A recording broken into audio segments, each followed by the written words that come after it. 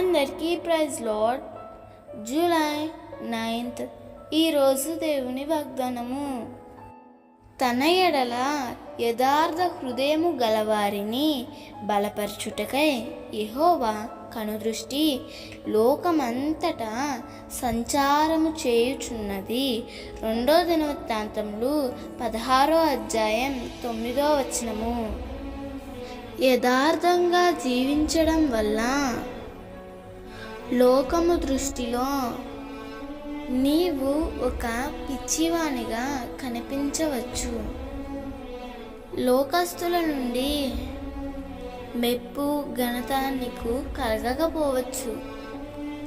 లోకంలో ఉండే లాభకరమైనవి నీవు పొందుకోలేకపోవచ్చు. అయితే యథార్థంగా జీవించే నిన్ను బలపరచుటకై యెహోవా కనుదృష్టి ఎల్లప్పుడూ నీపై ఉందని మర్చిపోకు.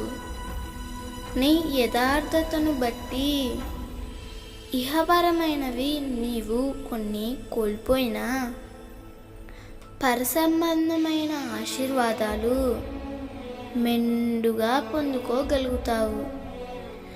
నీవు మాత్రమే కాదు కానీ నీ యథార్థతను బట్టి, నీ నీతిని బట్టి నీ కుటుంబము కూడా దీవెనకరముగా మారబోతుంది.